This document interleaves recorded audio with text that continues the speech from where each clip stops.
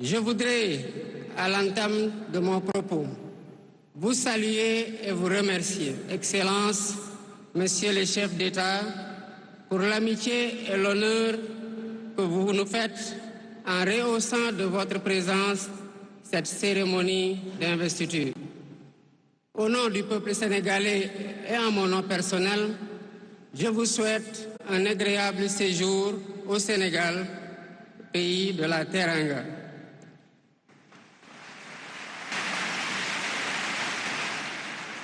Mes salutations et mes remerciements vont aussi à tous les pays amis et institutions partenaires qui ont envoyé des délégations ainsi qu'à tous nos invités. Monsieur le Président du Conseil constitutionnel, je voudrais vous remercier et remercier les membres du Conseil pour vos félicitations et vos propos bienveillants. Je voudrais souligner et apprécier le rôle important joué par votre institution dans le bon déroulement du processus électoral jusqu'à son terme. Le 24 mars 2024, le peuple sénégalais a voté dans le calme et la sérénité, faisant de moi le 5e président de la République du Sénégal. Et ce,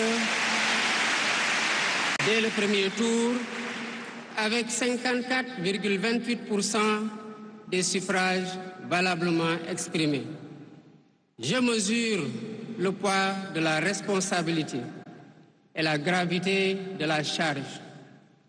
Et qu'il me soit permis de rendre grâce à Dieu Tout-Puissant, le Maître des destins, et d'exprimer ma profonde gratitude à ma famille pour son soutien indéfectible et surtout au peuple sénégalais pour la confiance placée en moi. Ce grand peuple que nous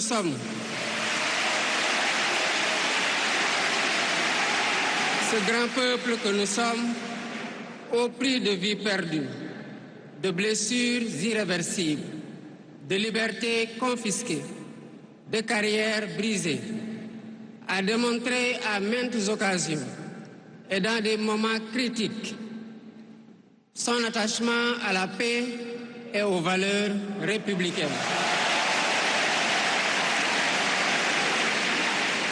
En m'adressant à vous à ce jour, il me revient le douloureux souvenir des martyrs de la démocratie sénégalaise, des amputés, des blessés et des anciens prisonniers. Je garderai toujours à l'esprit les lourds sacrifices consentis afin de ne jamais vous décevoir. Hommage doit aussi être rendu à nos aînés qui se sont battus pour l'avènement de la démocratie sénégalaise. Ils ont posé les solides fondements d'une nation indépendante et d'un état de droit secoué par moments, mais toujours debout. Nous leur sommes redevables pour les valeurs de liberté, de justice et de progrès qu'ils nous ont données en héritage.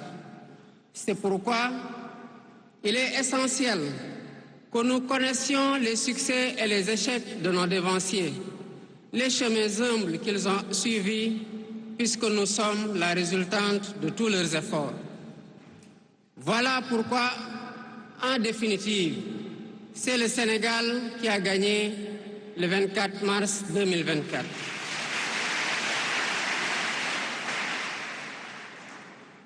Je suis conscient que les résultats sortis des urnes expriment un profond désir de changement systémique.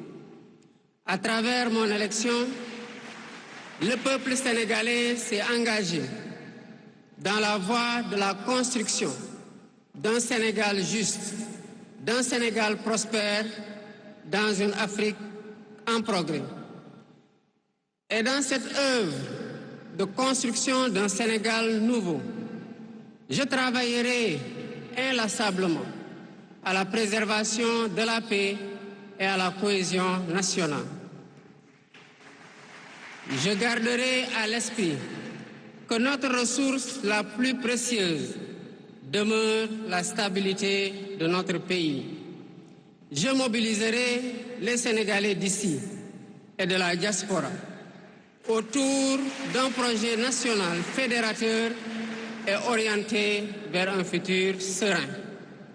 Je m'engage par la promotion du culte du travail, de l'éthique dans la gestion, de la discipline et de l'amour de la patrie à mettre résolument et durablement le Sénégal dans la voie du progrès économique et social. Sur le plan africain, l'ampleur des défis sécuritaires et des nombreux défis que nous devons relever nous oblige à plus de solidarité. J'entends clairement la voix des élites décompressées qui disent haut et fort notre aspiration commune à plus de souveraineté, au développement et au bien-être. Aux côtés de mes pairs africains, je réaffirme l'engagement du Sénégal à renforcer les efforts déployés pour la paix, la sécurité, la stabilité et l'intégration africaine. Aux pays amis et aux partenaires, je réitère l'engagement et l'ouverture du Sénégal à des échanges respectueux de notre souveraineté, conformes aux aspirations de notre peuple, dans un partenariat mutuellement gagnant.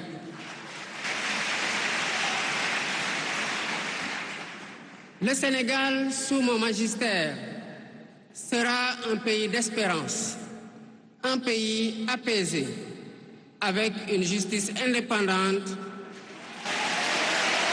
et une démocratie renforcée. Avec une justice indépendante et une démocratie renforcée. Telle est ma promesse sur la foi du serment que je viens de prêter devant Dieu et devant la nation en votre présence. Messieurs les chefs d'État, vice-présidents, chefs d'État et de gouvernement, Mesdames les Premières Dames, Mesdames, Messieurs, les chefs de délégation, Mesdames, Messieurs, je vous remercie de votre aimable attention.